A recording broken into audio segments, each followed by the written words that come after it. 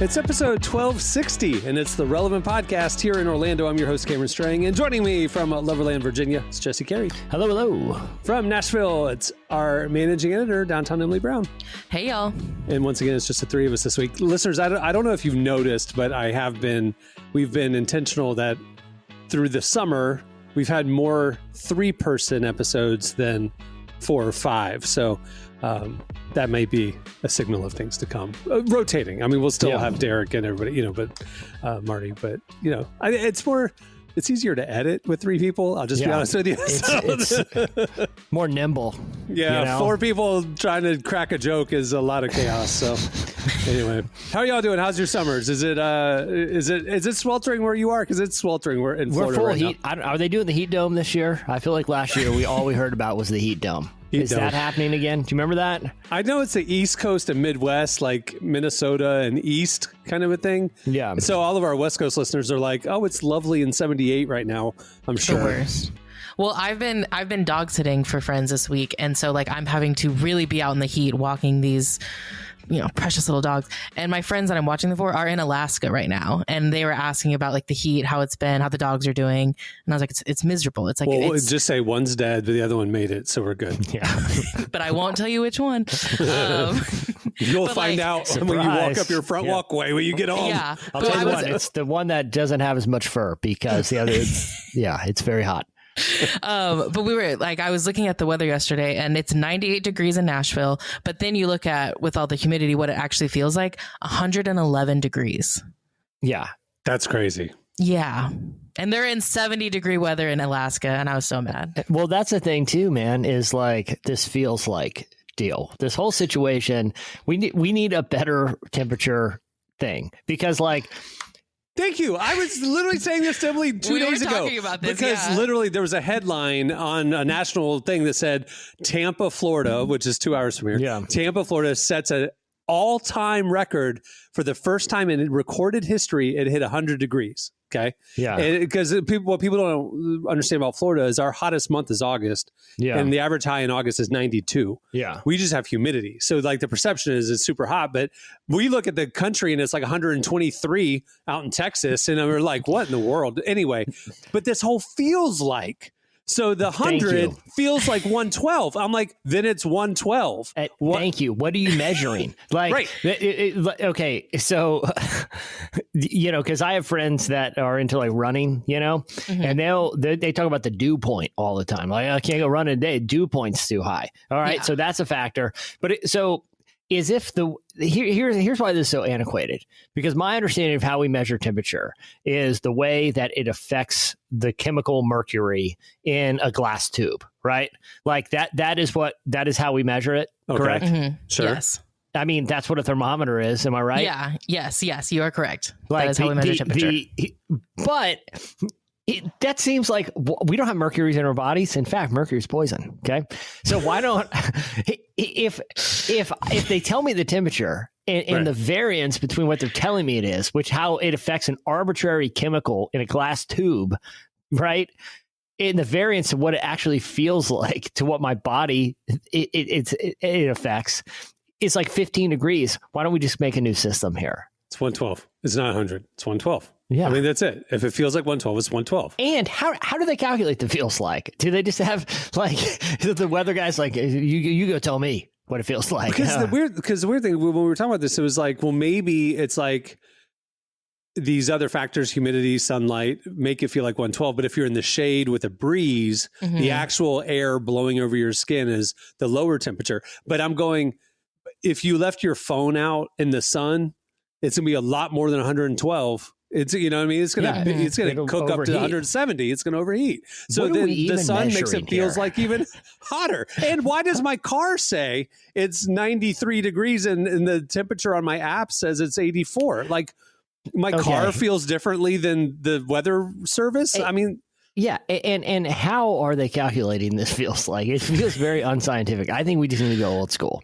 I think I have the common sense party. You guys know about this, where I'm going to rethink our social and political system. Sure. So here's my idea. because we need to set the gauge. Like it's ridiculous. It's all over the place. Okay. You're telling me what an arbitrary thing like it feels. We need to elect a single person. Okay. This is their whole job. All right. It's an elected official. And each town has to have one. All right. And this person's job is to go outside with his or her eyes closed and just stand there for like 10 minutes every day.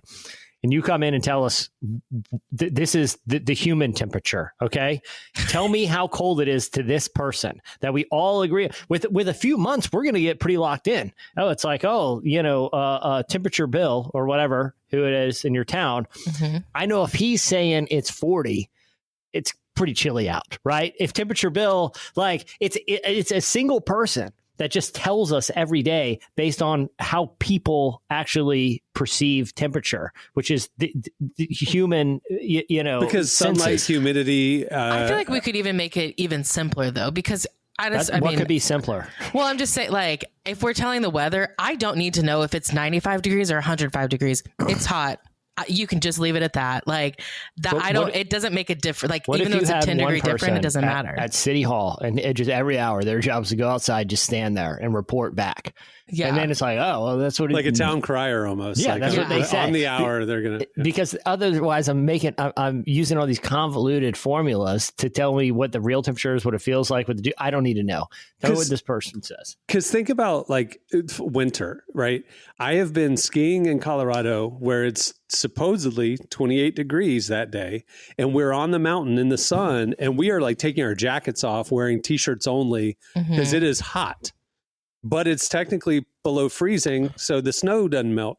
And then you're in Florida, and it says it's 50, and you're wearing a parka because the humidity makes it frigid here at 50. I think this elected official would give you a number, but they would also say it feels like you'd be comfortable with like jeans and a hoodie today. That's it. Tell me what to wear. Because that's why I'm checking the weather, honestly. But maybe they don't have the same comfort level as you. But over a few months, you're like, well, if he says jeans and a hoodie, I'm actually going to throw on a light jacket too. Like there's a learning curve. It just gives me something to calibrate to instead of these arbitrary numbers that I'm like, I don't know, Because I go to Colorado, I see 28. I am bundling up on the mountain. Yeah. And then I am drenched in sweat immediately. Right. I think there's a better system because right now we're pulling all this data and it's almost meaningless at this point. We have analysis paralysis every morning when we're looking at all these apps. Just send the person out, tell us what to wear. I also think, how like on Apple weather, it's like the big number is the technical temperature and then the little tiny number underneath says feels like. Mm-hmm. Make the feels like the big number. That's the information we need. Is like it's 112 outside. Yikes. No, but the actual technical temperature is 99. Yeah. Like who cares about the technical? Tell me what it feels like. Yeah. Lead with that number. But am I wrong? Isn't that how we measure temperature? Is just its effect on mercury? Is there other things that go into it? Well, how does a digital thermometer work then? They don't have mercury in it. You tell me. You're asking the wrong people these questions. I don't know. I think they say the whole system's broken. They do lick their finger and they just hold it up to the wind and see like, that feels about like why don't we have a human, not these devices and convoluted things they're probably using in the medieval times. They're probably more sensical in the medieval times. They actually probably just had the person in town. They had the town crier. That's what he did. Today is a pants day. That's what he went around. Throw on an extra sheepskin. It's going to be cold. Anyway, I wonder what our guest today thinks about that. We have a great show coming up. We talked to Strings and Heart. They're amazing. One of our favorite up and coming bands right now. We were talking to them back actually in the spring and like about plans of what we're going to do with them. And they had a certain number of monthly listeners on Spotify. And we're like, let's wait until they have quadrupled their listenership. Mm-hmm. I mean, they are exploding right now. So you need to know about Strings and Heart. They're coming up. Also, we have One Has to Go at the end of the show. And stay tuned right now. Up next, it's Relevant Buzz. Today's show is brought to you in part by the new documentary, Buying Her. Why is sex trafficking a multi-billion-dollar industry? Sex buyers. To end trafficking, we need to put them in the spotlight. The documentary Buying Her, created by the organization Exodus Cry, is a first-of-its-kind film exposing the truth about sex buyers. It captures the unfiltered stories of men revealing how they became predatory consumers in the booming sex trade and how some of them found redemption. Buying Her strikes at the very heart of sex trafficking, and it's available to watch now for free at buyingher.com. Today's podcast is brought to you in part by the new book, 5 Mere Christians. If you aren't a pastor, missionary, or a Christian podcaster, do you struggle to glorify God in your work? The new book, 5 Mere Christians, gives you real-life examples that will forever transform how you work. Through the compelling profiles of notable mere Christians like C.S. Lewis, Fred Rogers, and 3 others, authors Jordan Rayner and Kaylee Cox show how you can glorify God through your work today. Get the book or learn more at 5merechristians.com. Again, that's 5merechristians.com. All right. It's time for Relevant Buzz. Tell us what's happening at the intersection of faith and culture this week, Emily. Okay, the first thing I want to talk about is this really interesting report from Worship Leader Research about the state of songwriting when it comes to the worship industry right now. They analyzed data from the CCLI Top 100 chart and found a few interesting trends that I want to highlight, specifically 3 of them. That Clarify real quick. CCLI is the licensing group that churches use. So when churches sing songs on Sunday, they actually pay a royalty, a performance royalty to the CCLI. The CCLI then distributes it to the label songwriters and performers who created those songs. So can I ask you a question? Yeah. How many churches are actually doing that? Like, hopefully all of the ones that are singing these songs because they operate in integrity. Yeah, I know, but like, but then what constitutes a church, right? If I'm having a Bible study at my house, like 20 people, and they bust out the acoustic. Well, what is though? I would say something that's incorporated. It would have an LLC or a 501c3 organization, corporation. So like house churches are not. They're not filing taxes. House churches aren't filing taxes. Yeah. I think that's fair use. I would say, If you're it's like a sports bar showing cable on TV. They're not paying the same cable rate or playing Sirius XM. They're not paying the same rate as a consumer. They're paying broadcast venue type also lead to, again, I'm not trying to derail the slice, but I do feel like there are moments within a worship service, especially if you lean in more sort of traditionally charismatic kind of Pentecostal settings, right? Where there's an improvisation, quote unquote, being led by the Spirit. You know what I mean? You might start singing different bits of this song, that song. You're just kind of flowing with it. At what point is someone tracking how long you're singing this or that? And doesn't that create a little bit of like, the Spirit led me to this place, so now I got to pay royalties to this part. Yeah, I don't know. I'm just saying. I think the churches that are big enough to have professional worship teams and lighting and a venue are, they're paying their taxes, they're paying their licensing, they're doing it the right way. Radio was self-reported for years. I don't know if it still is, but I remember back in the day, in the early 2000s, we launched an online radio station, relevant.fm. Yeah, I remember. And it was the Wild West of internet licensing fees. But in that process of like, how do we do this legally? How do we, whatever, we researched and learned a lot about radio licensing because that was the only comp we had back then. And radios are self-reported. So at the end of every month, we would submit a form, a spreadsheet to the songwriting licensing people of all the songs that we played and how many times they were played on Relevant FM. And then we would, that would calculate our royalty, and then we would pay a fee every month. And radio stations would do the same thing. I would assume churches do the same thing. So worship leaders, write us in and let us know. I'm curious. Go ahead, Emily. What's the trend? Okay. Yeah, let's get to the actual trends I wanted to talk about. So the first one is there's actually a really How do you pay your taxes? Let's get into that real quick. How do you guys file taxes? Well, and does this group like sue churches that don't like? Well, what's the enforcement? No, it is a trust thing, just like radio. I mean, like, yes, you could get audited and you're in a lot of trouble. That's my question. Could you? Could they perform an audit if they wanted to? I think legally that is copyrighted, licensed content. Yeah. Like a photo, like anything else that you have to license. Could you steal the photo and get away with it? Probably. Yeah. If they audit and find that photo is not licensed, you could get sued. So sure. I think it's I'm just curious. I'm just curious if there is a means of enforcement. Next week, coming up later, we have the CEO of CCLI coming on to explain all and this. And we're randomly calling 6 churches to ask if they're spot check. Yeah, it's like the fire marshal showing up. We're going to put him on speaker. The health inspector. We're not telling you. We'll put him on speaker with the CEO. All right. Let's. I do. We had a secret shopper. We were at your church on Sunday. We took notes. We undercover CEO. Yeah. Yeah. I do remember growing up, like seeing on our worship slides, they would have a really tiny, like copyright CCLI at the bottom, and or a CCLI number. There was always a number, and it would be like copyright integrity music or something like that. Yeah.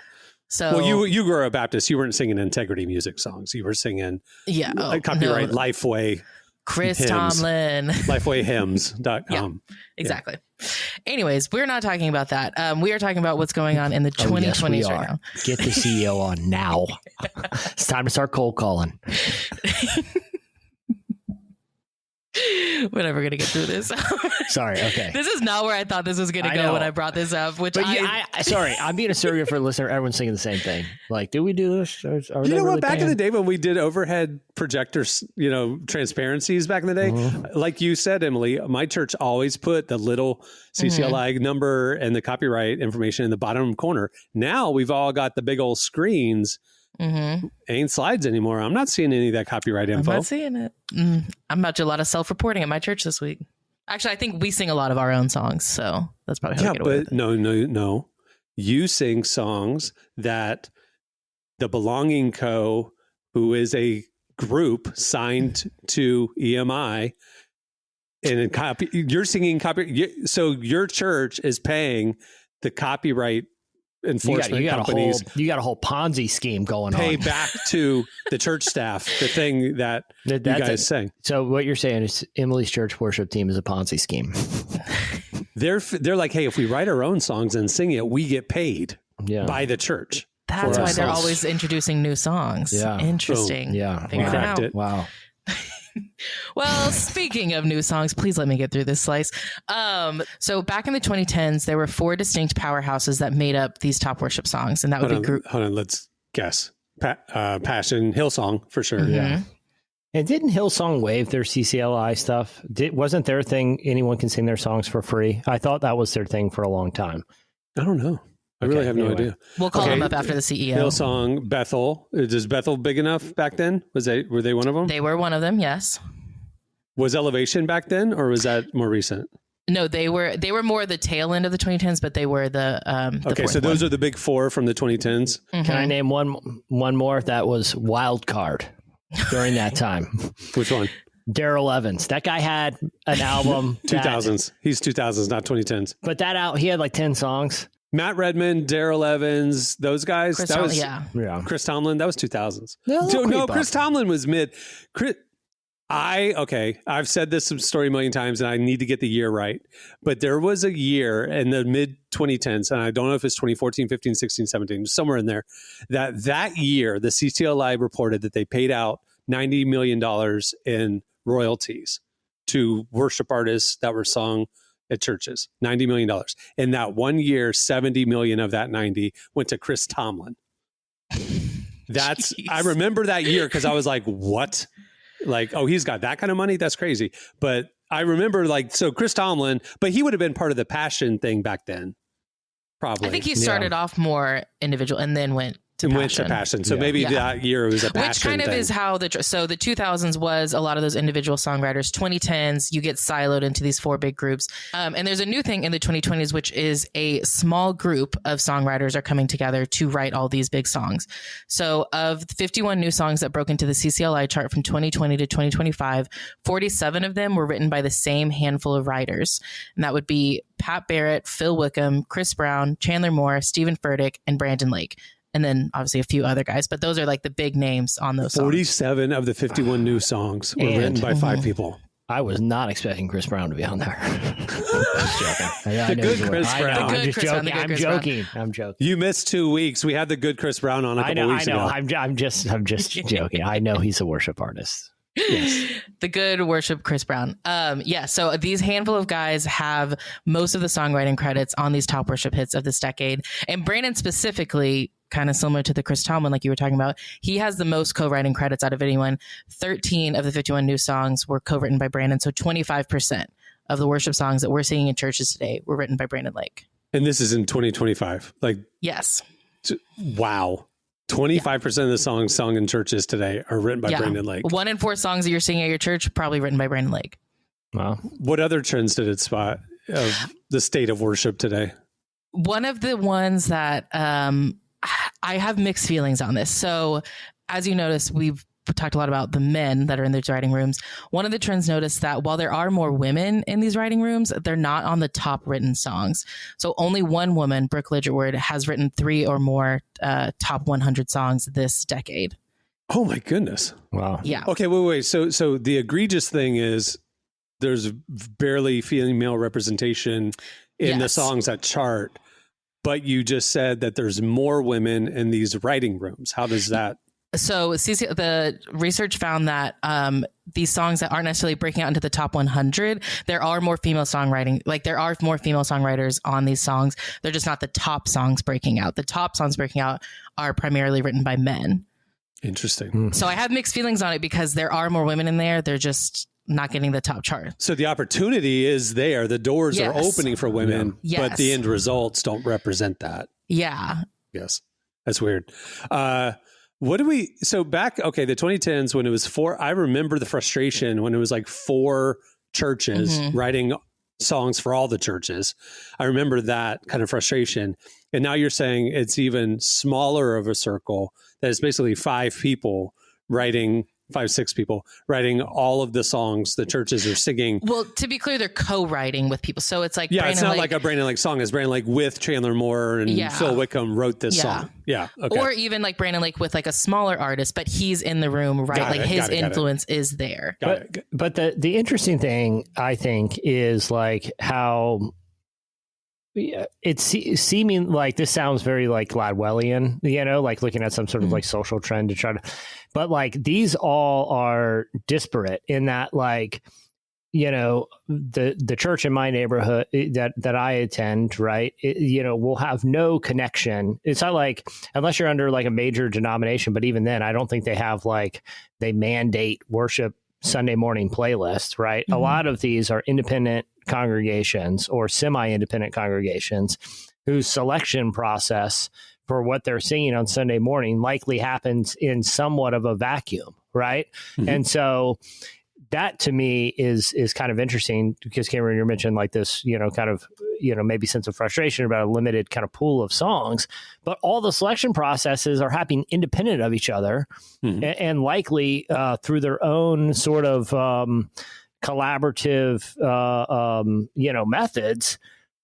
I think that is somewhat interesting. It's not like this is a top-down trend. This seems like there couldn't be anything that would be more bottom-up. You know what I mean? There's 2 things that I'm thinking about that are interesting in the sense of like back in the 2010s, it was kind of like, we're kind of a Bethel-y church, so we're going to sing mainly Bethel songs. Yeah. We're kind of a non-denom Baptist church. We're going to sing mainly passion songs. So you could find your silo that kind of then heavily influenced your experience. But now it's consolidated even more where these same 6 people are writing 47 of the 51 new songs in the last 5 years. So we're all singing. We're not like picking we're a Bethel-y church or we're a Passion-y church. We're all singing the same songs now. So now there's a homogeny happening, which is interesting. Yeah. I think the second thing that stands out to me is before, Bethel is a local church. Hillsong is a local church. Elevation's a local church. Passion's a local church. So there's pastoral oversight. There's checks and balances, theology. Now it's writing groups who go off to a cabin for a weekend, write what they write, and give it to the label. And the idea of the internal checks and balances for theology and things like that, the oversight, the covering, if you will, of the local church has kind of been eliminated with this new approach. And while it's cool that Brandon Lake came from Bethel and Chandler Moore came from Dallas and, Chris Brown, the good Chris Brown came from Atlanta from Passion, they're working together and it's unifying the different streams of the body of Christ. The risk is they left out the local church. Yeah.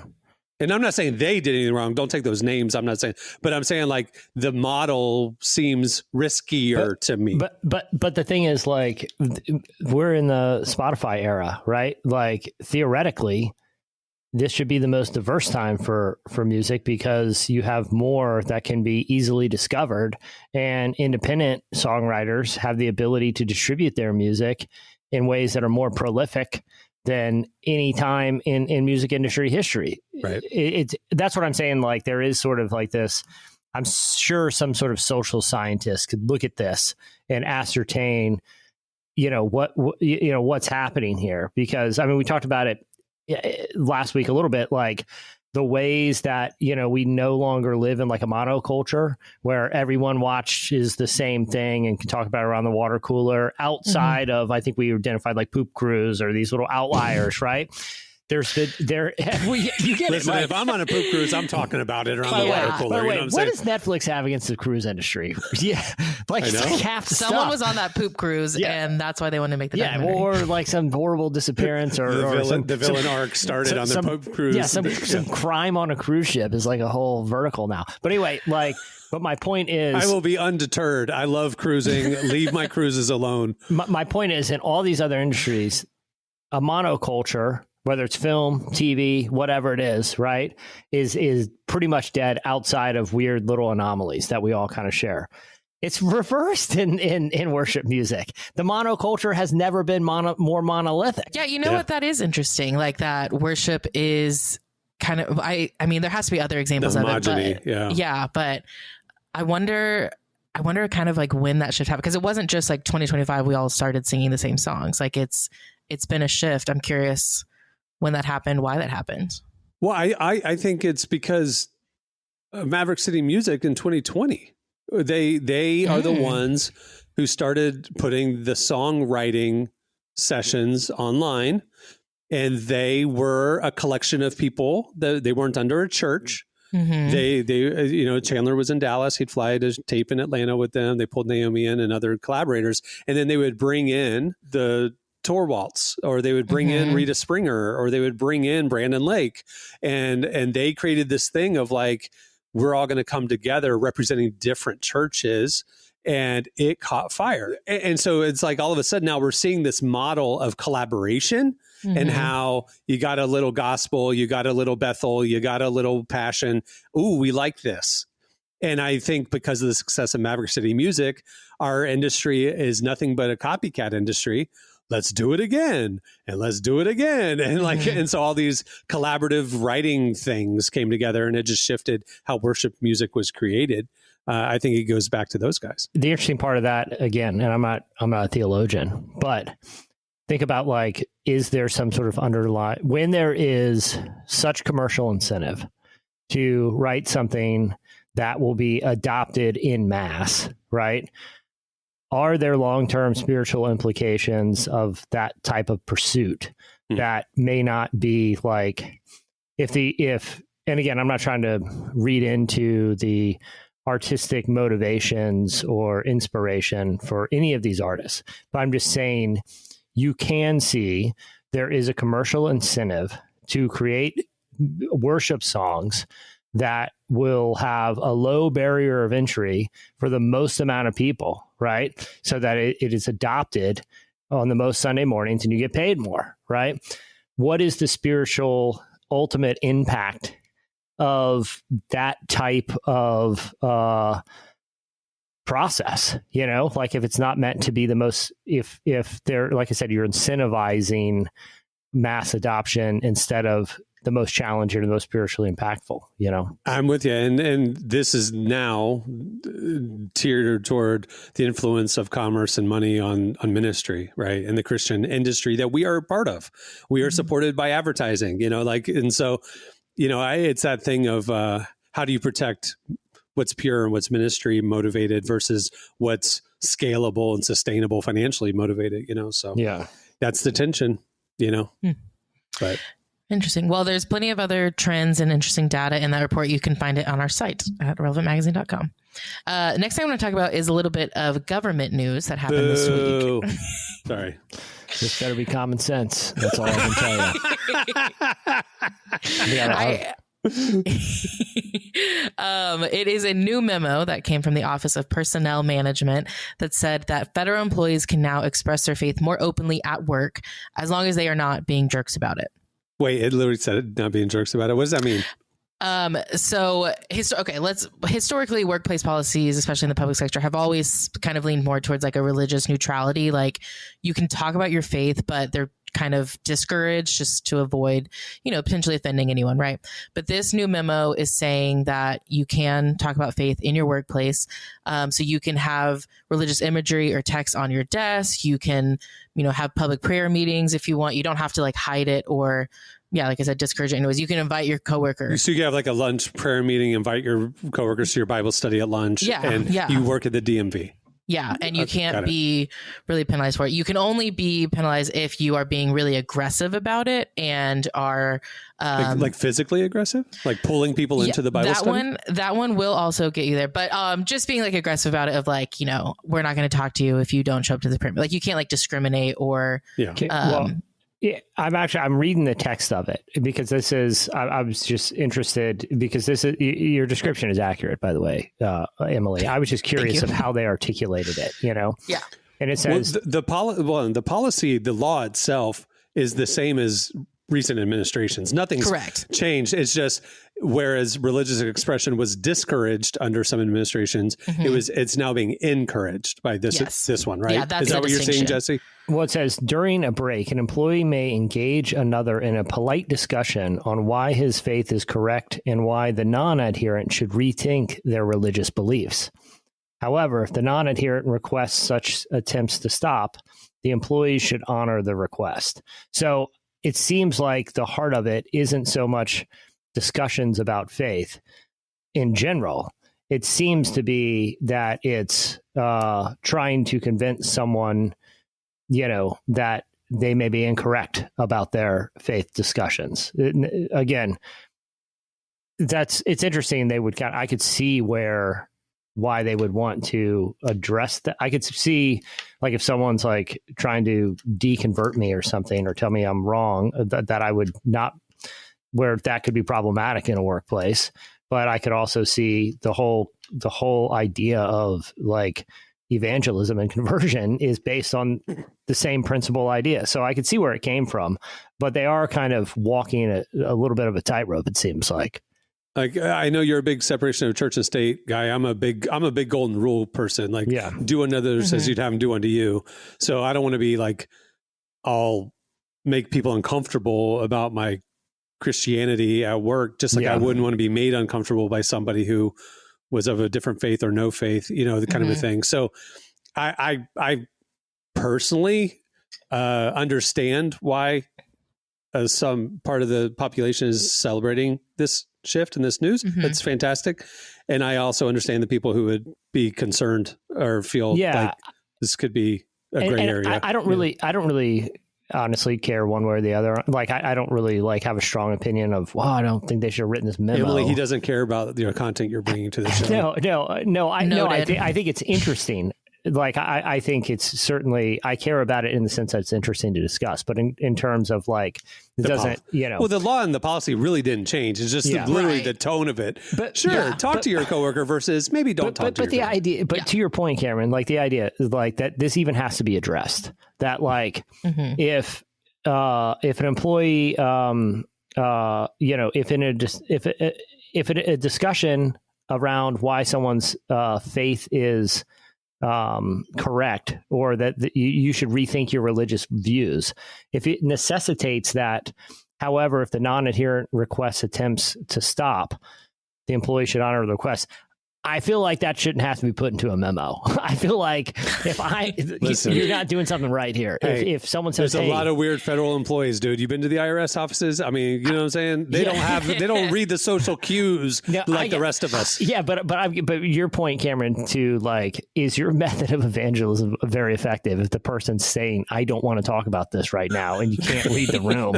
Like, have you been downtown on a Saturday night with the street preachers on the corner and telling everybody who is, if you're walking on a sidewalk in downtown Orlando on a Saturday night, you will be told by somebody on a megaphone, you're going to hell, and it's like, so I don't know, like There's a lot of people who don't read the room, is all I'm saying. But my point is this. What part of this sparked the memo? Was it the former or the latter? Was it like, oh, I should be able to talk to people? Or is it the latter, like, hey, you can talk to people, but if they say stop.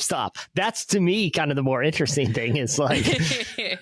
Which and it said polite too. It's like you have to be polite. Yeah. It's Emily, your thing of don't be a jerk about it. So what sparked the memo here? You know? Every rule is because something happened, right? Nobody's making up rules for no reason, you know? Yeah. Because I could, like, let's say I'm on the other side of this. Okay, I could have I could write the headline.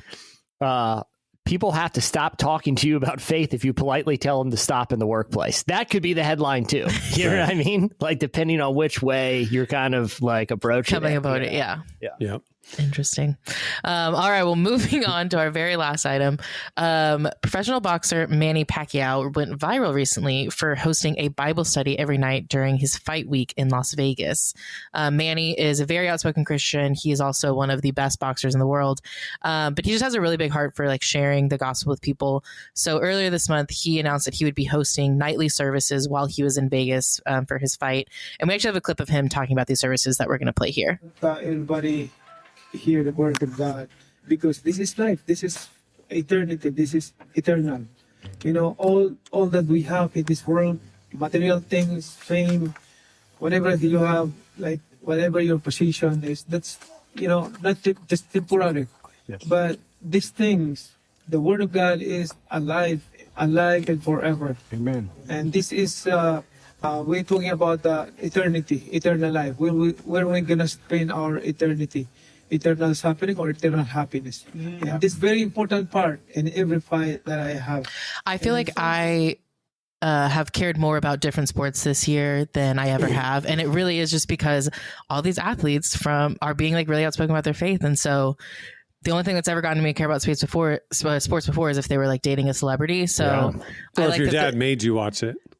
Yeah, and even then, pulling teeth, really. So this I actually care about because so now you're just rooting for the Christians. You're watching. You're going to watch the NBA this fall because Jaden Ivey. Do it. Well, theoretically, they're always the champions if I understand how this whole thing works. So I'm kind of a front runner.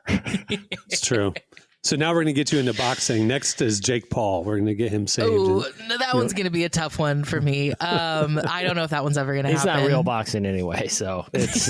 But what I'm saying, we got her now interested in real boxing with Manny Pacquiao hosting a Bible study. We're going to get her interested in fake boxing. We're going to get one of those guys saved. Yeah, we'll get someone who's fighting 65-year-old men. I am realizing that is the key to getting me to care about things is like if there's a faith element, I am interested. Or celebrity romance, because you started paying attention to the NFL when Taylor started paying attention to the NFL. There was a lot of couples, like celebrity couples that were announced yesterday that were all over my feed. And so I care about these random couples. Liam Neeson and Pamela Anderson? I love that for them. That's so sweet. And then Katy Perry and Justin Trudeau. Yeah, I didn't see that one coming. Yeah, shocking. And then Anna de Armas and Tom Cruise is the other couple. That one's sad to me. Well, first, let me preface, there's few things I care about less than this topic. But second, do we think any of Tom Cruise's relationships are real? Or any of them? Oh, don't get me started on this because I will go into a rant. Yeah, none of them are real. Yeah, anyway. Sorry, let's continue. Yeah, that's going to go down a path I'm not sure we all want to do right now. So that's a separate podcast we'll do. People are going to show up at our doors if we talk about Tom Cruise and his photo op. And I'll stand 10 toes down. I'm taller than him, so it's fine.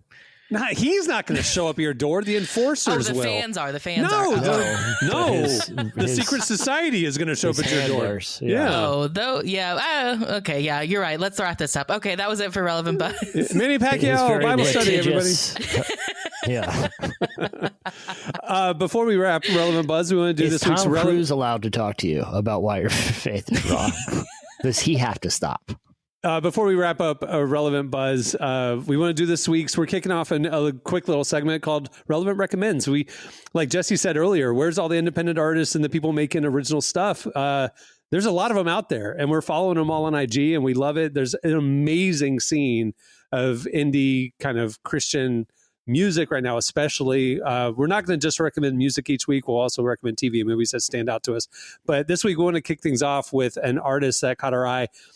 He's only got 3 songs out. He's a Korean-American Christian rapper named Rua Young. He was on my For You page, and this one song clip had like millions of likes. I was like, hello, who's this? And so we checked him out, and this guy's awesome. Anyway, here's his single that's going crazy right now.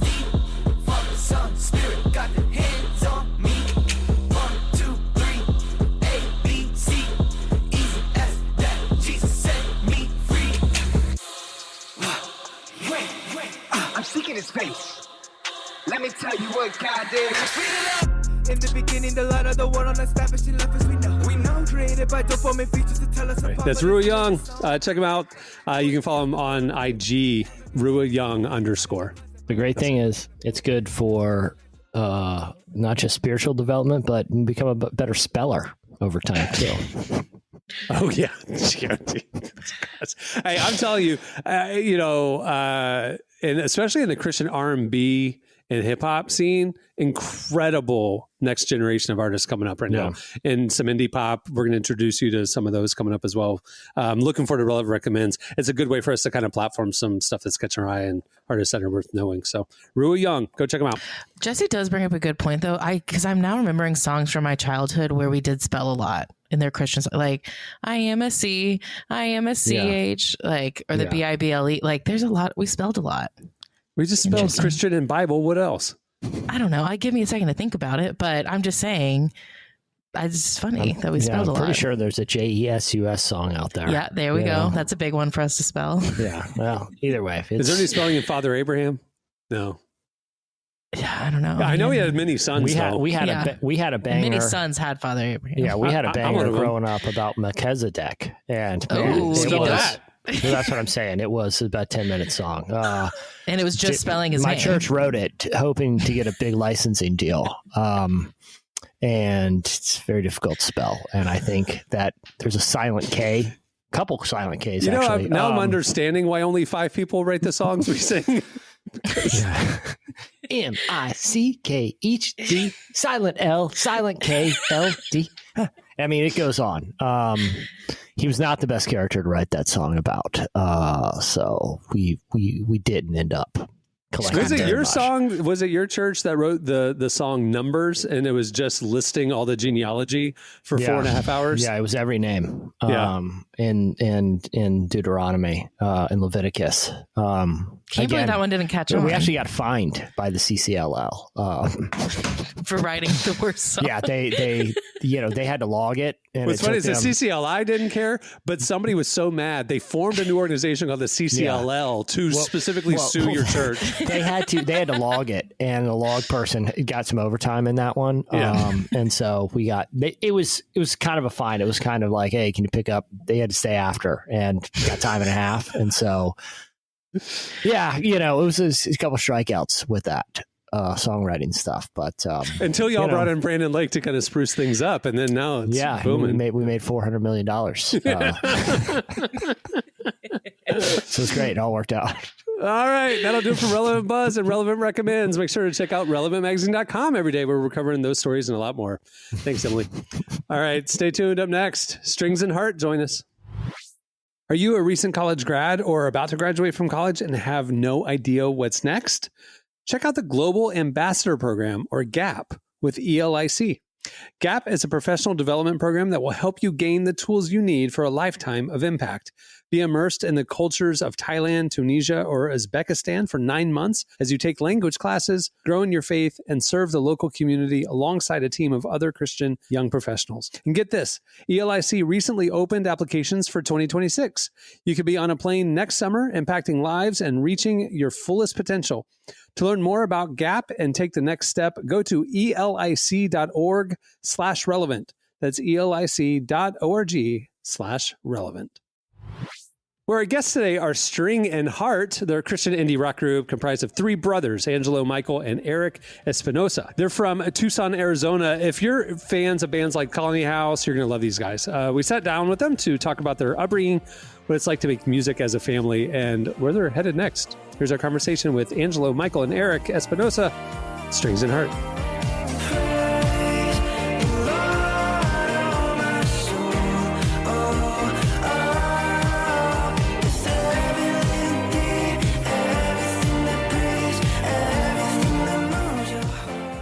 it's so nice to sit down with you, Angelo, to talk about Strings and Heart, which you formed with your brothers Eric and Michael. I'm curious, when did your musical journey start? Our musical journey, well, I would say like pretty much since we were born, kind of, because both of our parents into music. Like, our parents had a Christian rock band around our age when they were really young. So when they had us, they brought us with them, and they would have shows like in Mexico and Latin America. And then our grandparents are pastors of a church, and they had a Christian mariachi, and at their time. So music's always just kind of been the mix. So we were kind of forced to do it at a really young age. It was like a chore, and we all hated it when we were younger. But that changed as we got older. I see flowers dressed in blue, painted pink skies, proof enough it's you. Oh, it's you.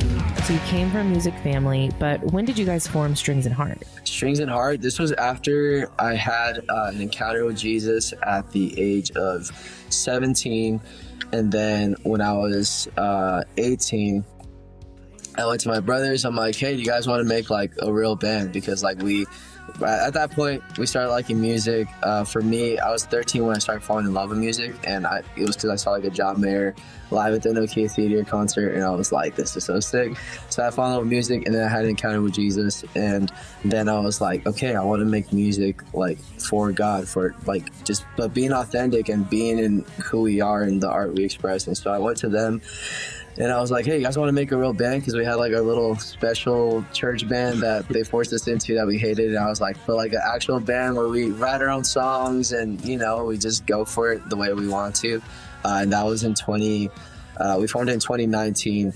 And we kind of were like just, learning stuff because we wrote everything ourselves, produced everything ourselves. But I would say when we started doing this full time was 2023, where we were just like all in.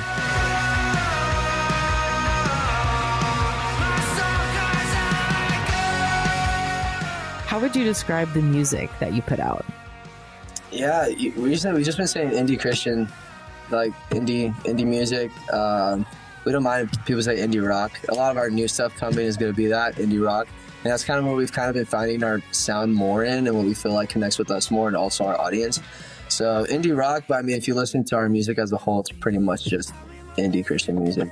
But it's kind of just like, honestly, it's cool being independent because we can do whatever we want. Like, we don't have a label being like, oh, you have to do this song or whatever. It's like, no, we can just do what we want. It's pretty cool. The skies are no blue until I met you.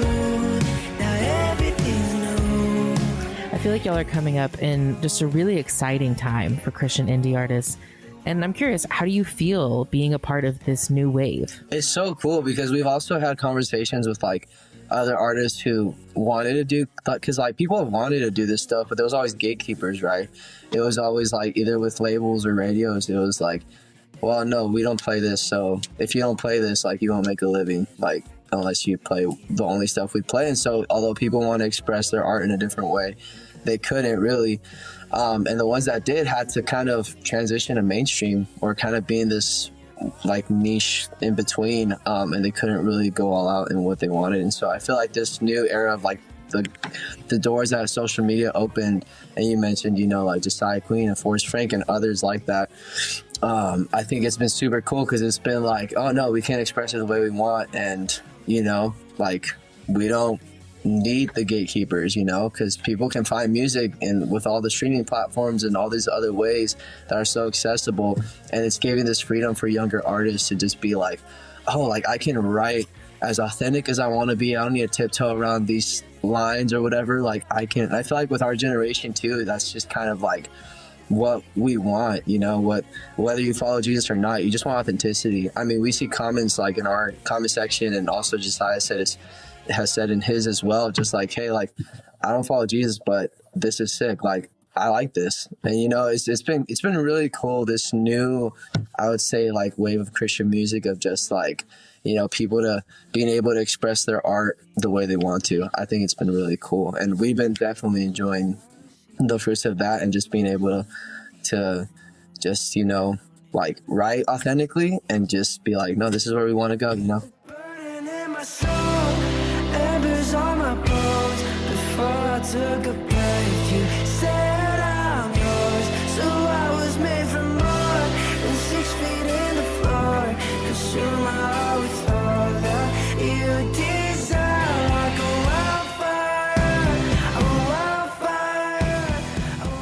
working on an album right now. What exactly can you tell me about it? Yeah, I would say for this one, we definitely been locking in more to our sound. We definitely do want to experiment with like other things.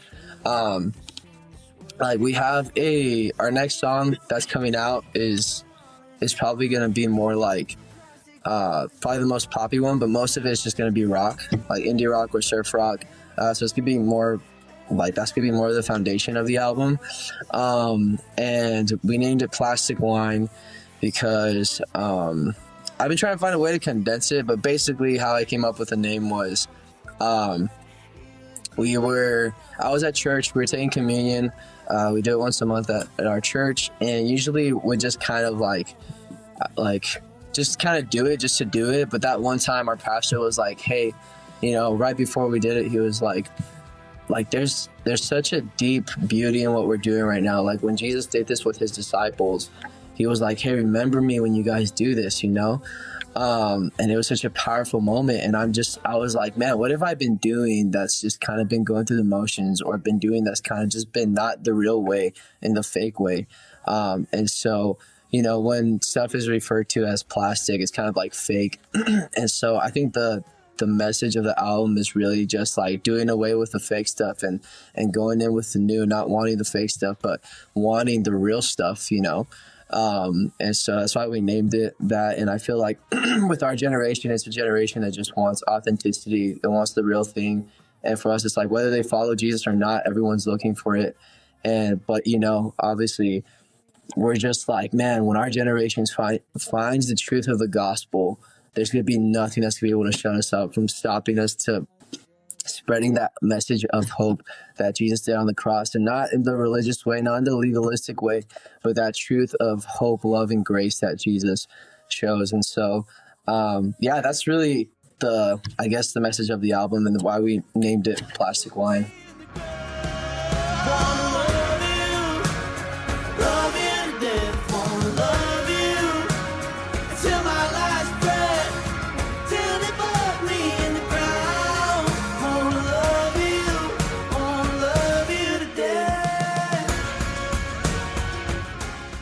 That was Strings and Heart. Make sure to check out their latest song, Oasis for My Soul. It's available now. All right, stay tuned. Up next, it's One Has to Go. What if you could change a child's life with just $10? Right now, thousands of vulnerable children in East Africa are suffering from jiggers. It's a painful, preventable parasite that burrows into their feet. Soul Hope is the only organization treating it through foot washing, medical care, and durable closed-toed shoes that protect kids long after treatment. $10 may not seem like much in today's world, but when we come together, those small gifts add up to big change. Join the 10 for 10 campaign. $10 protects 10 small toes. Visit soulhope.org/10 to give now. One small gift makes a big difference. Again, that's Soulhope, SOLE, hope.org/TEN. Okay, it's time for One Has to Go. I'm going to tell you 4 things. You tell me one that has to go. It's pretty straightforward. It's been our summer game all summer long. Jesse, we're going to start with you. Okay. Mexican pizza, chalupa, cheesy gordita crunch, or Baja Blast. One has to go. It's definitely the Mexican pizza. What? I liked what they were going for, but it's not better than anything else you named. Not even close. What all is on a Mexican pizza? It's like a crispy tortilla shell with like Mexican-y things with like with like jalapenos and peppers and cheese. They're all the same. I have such a clear picture now. And like refried bean sauce instead of pizza sauce. It is like the old Jim Gaffigan. It's the same collection of ingredients here. Okay, it's a limited palette. It's just presented. This one's like flat in a little pizza box. Meat, beans, cheese, tortilla. Everything on the Taco Bell menu is a combination of meat, beans, cheese, and tortilla. It wasn't until Doritos Los Locos that they really, introduced something Got fresh. into artificial food coloring. Yeah. All right, Emily. Delicious artificial food coloring. Thank you. Yeah, sorry. Emily, Target, Trader Joe's, TJ Maxx, Barnes & Noble. One has to go. Oh my gosh, the 4 places I go other than church every week. Let me think. And AMC. You go to AMC every week. Oh, don't even. AMC would win this category. Wait, they would win like you. Oh, would sorry. I meant like, yeah, that's my home away from home.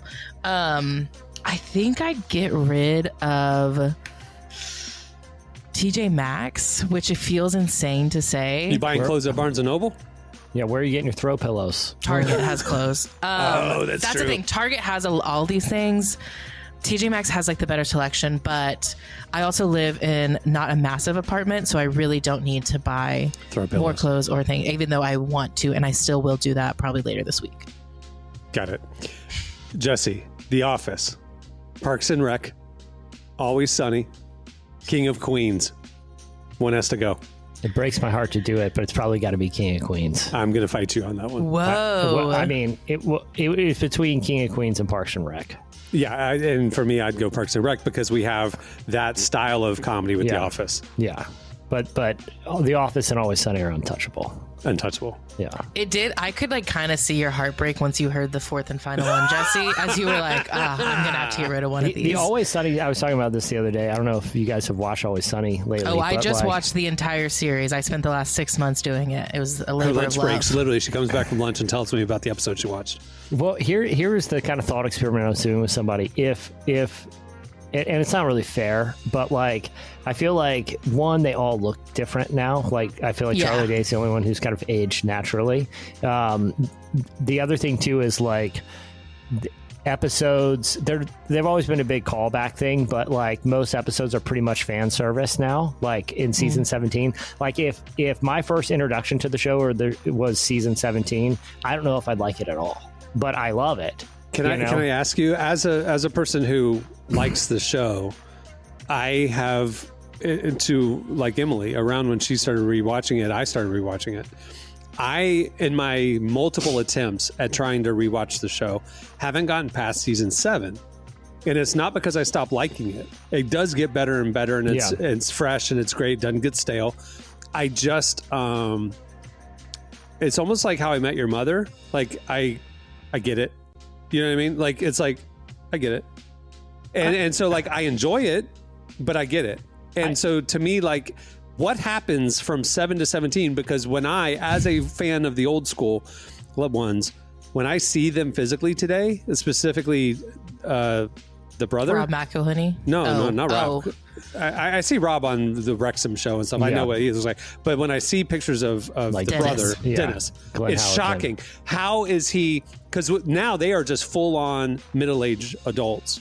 And I'm going, the whole thing of them in their 20s and early 30s is Arrested Development, and like they're juveniles and are adult bodies. Now they're full on middle-aged adults. Are they still the same characters, or has their lives evolved? No, they don't grow at all. Like, but are they doing the bar still, like 17 years later? But no way. To me, that's kind of funny, like that, you know, because their whole thing is they're never going to grow. They're never going to learn a lesson. You know what I mean? Like it's Seinfeldian in that way. Right, but it was believable when they were that age. It's not believable when I'm looking at them. No, it's still believable because they are still kind of the worst people in Philly. But I would say that I mean, there's always been a degree of cartoonishness. It just got more cartoony. Like I feel like as it's gone on, like your ability to suspend disbelief like cranks up considerably as the series goes on, and it almost becomes self-parody. But are they doing things of like, I bought a blimp, or are they doing things like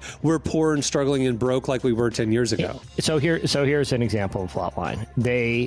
It's much more, I feel like, attuned to like the moment than it used to be. It always has to some degree, but like, so like an example of plotline would be like, they realize that slap boxing or slap fighting, you know, where two people stand, is big. So they start a slap boxing competition at the bar to get people to come to the bar, and they're going to give away a Cybertruck, but then they all decide they want to keep the Cybertruck, and so they have to bring in a ringer to try to win the slap boxing contest. You know what I mean? Like it's just totally attuned to whatever is happening. Or like they did like a January 6th parody a couple years ago. Like it is just attuned to whatever's happening in culture and on the internet now. So it's a live action South Park.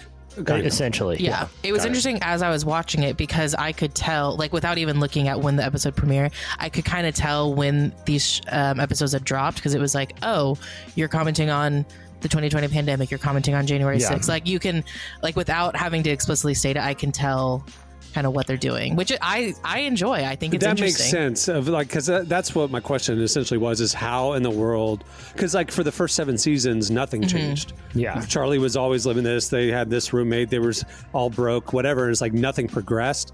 Now the bar's doing well enough that they're buying Cybertrucks for an event, and well, it's still Danny DeVito, like they're still like yeah, he's still got money. But I'm just saying, like, the fact that they aren't trying to do, we are young, slumming it 20 somethings, we are now, the narratives are more current event driven. That makes sense to me.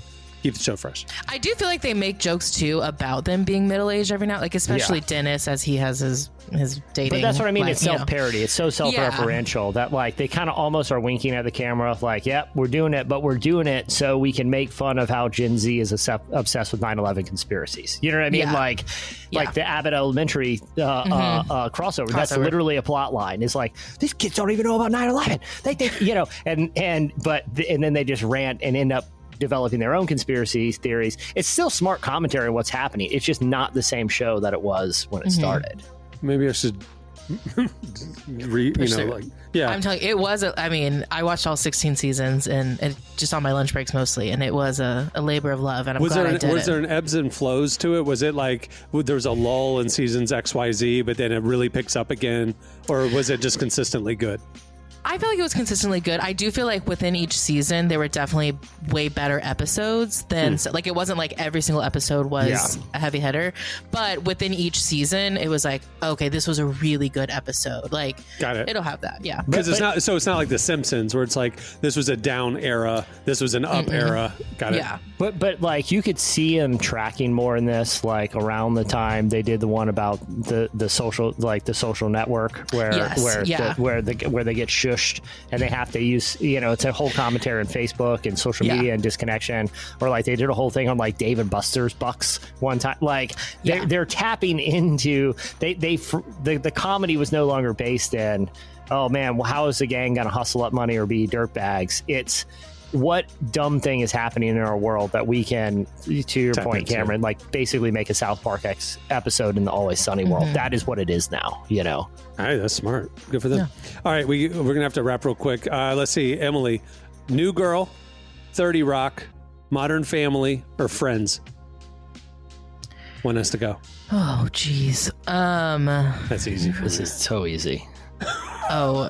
Here's the thing. I think I'm going to pick something that you guys are going to hate because I'm going to get rid of New Girl. You're no longer allowed to be on the show. Emily, it's the one with the laugh track. Let's say that is not I know y'all hate Friends. Listen, I grew up on Friends. Next week, I'm calling it now. Me, Jesse, Derek. I'm just saying as punishment. You know how a pro player, they cross the line, they get suspended for a game. Yeah. Emily, you just got suspended for a game. Yeah. New Girl is the wrong answer. Okay, well, I understand that sports analogy now because I'm really into sports this year. You know when a Christian talks to the ref and gets kicked out and he gets suspended for a game? Yeah, that's it. Listen, I grew up on Friends. I love Friends. Like my mom and we would watch it together. Listen. And as an adult, it's funnier now because I actually get a lot of the jokes that I did not get as a kid. My church got suspended for 3 Sundays for a CCLI violation. So... full suspension because of your Deuteronomy song that it took 12 hours to sing. The Melchizedek. And we turns out we did some bookkeeping and we owe Brandon Lake quite a bit of money, and so they hard suspension now. We've reallocated the building fund to get to the Brandon Lake fund. Yeah, all right, last round. Here we go. Jesse, Green Day, 5 Iron Frenzy, The Killers, or Weezer? One has to go. Man, it breaks my heart, but it's got to be Green Day. I don't feel like, for sure. When I put that list together, I knew that'd be the one that you picked. Yeah, I do. But I could still see the light in your eyes kind of die out a little bit. Dookie was huge when I was, Sorry, 12. say that again? They had their breakout album, Dookie, was very huge. That's not real. Stop. It's very real. It is. It's a seminal. I would say that's the most. I would say even before like Blink-182, that is the album that brought that kind of ushered in pop punk to the mainstream. Totally if you listen agree. to it, you'll recognize most of those songs. She only knows Green Day from like American Idiot. senior videos of like those are the best times of our lives. Good riddance. No, that was our senior song, and I was so mad because someone suggested it as a joke, and then we voted on it, and somehow it got the most. I was really annoyed. I wanted a Boyz II Men song. All right, last one. Here we go. End of the road. I'll make love to you. You want it? I want. Oh, I wanted End of the Road. You have to say this specific song. All right, last one. Louisa May Alcott, Jane Austen, the Bronte sisters, or Emily Dickinson. One has to go. Okay. Jesse has hard feelings about this one. Yeah, I'm sure. I generally love poetry, so I will keep Emily. I have to keep Louisa because she gave me Little Women, me specifically. Can she give me Little Women? I need. Sorry, go ahead. Take that one out. Then it's gonna be between Jane or the Bronte sisters. I think I'm gonna go with the Bronte sisters because Jane, while I did not like the book Pride and Prejudice, I did love the 2005 film Pride and Prejudice. So I'll keep her around. Butterfly effect. You had the butterfly effect. Yeah. That exists. Yeah. I didn't like her work, but I liked the work based on her work. Yeah, I liked Got it. the modern adaptation of it. Got it. The improvement on her work. Yes, yes. She wrote the rough draft. Got it. Okay. Well, that'll do it for. One has to go. Well, many thanks to Strings and Heart for joining us today. Make sure to check out their music wherever you get your music. Their latest single is called Oasis for My Soul. They're great. Also, make sure to follow Relevant Podcast on IG. We're posting One Has to Goes. You can play along with us. We're posting clips of the show as well. And also follow Relevant Magazine on IG and all the platforms for the latest content we're publishing at the intersection of faith, culture, life, justice, all the good stuff. We're posting every day. All right. On that note, we'll wrap it. I'm Cameron Strang. I'm Jesse Carey. I'm Emily Brown. We'll see you next Friday. Well, you won't see Emily. She's gone timeout. Womp womp. Have a great week, everybody.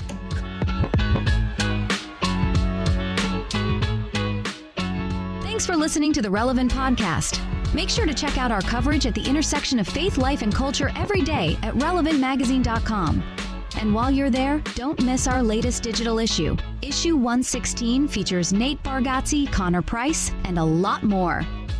And don't forget Relevant Plus. It's the best way to experience our content, including ad-free reading, an ad-free version of this podcast, and more.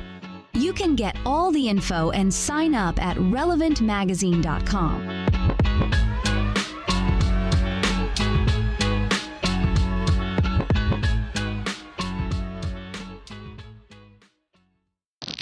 MICKHD, silent L, silent K, LD. I mean, it goes on. Relevant Podcast Network.